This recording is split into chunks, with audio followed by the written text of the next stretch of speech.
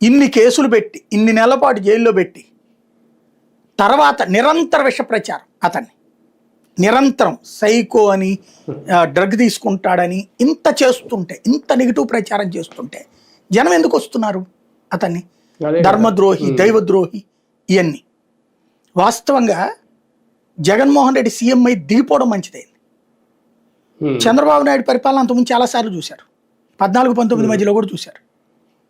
చెప్పిన మాట నిలబెట్టుకోవాలా. సంపూర్ణ రైతు రుణమాఫీ, సంపూర్ణ డ్వాక్రా రుణమాఫీ అప్పట్లో మిగతాయి చేశాడు ఆయన.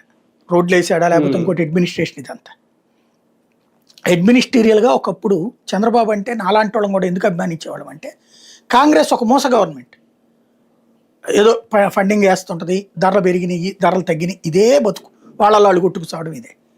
అలా కాకుండా అలాంటి రాజకీయాలు లేకుండా తెలుగుదేశాన్ని ఒక సిస్టమేటిక్గా నడుపుకొచ్చి చంద్రబాబు నాయుడు ఈ గొడవలన్నీ పక్కన పెట్టి, సరే ఎన్టీఆర్ తీసేయండి, తర్వాత ఈయన తీసుకున్నాక ప్రజల్లోకి వెళ్ళటం, ప్రజల వద్దకు పాలన, లేకపోతే ఓ శ్రమదానం, ఒక జన్మభూమి, రైతు బజారు, ఇవన్నీ ఒక వినూత్నమైన కొత్త, అప్పుడు యువతరంగా ఉన్న నాలాంటి వాళ్ళకి అది గొప్పగా అనిపించింది.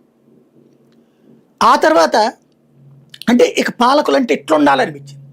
రాజశేఖర రెడ్డి అప్పుడు నేను నెగిటివ్గానే చూసేవాడిని, ఎందుకంటే ఈ ఫ్యాక్షను ఇదంతా పేపర్లు టీవీల్లో చదివి ఉన్నాం కాబట్టి ఆ రూట్లోనే ఆలోచించేవాడిని. రాజశేఖర రెడ్డి వచ్చాక అతనిలో నాకు కనిపించినటువంటి 4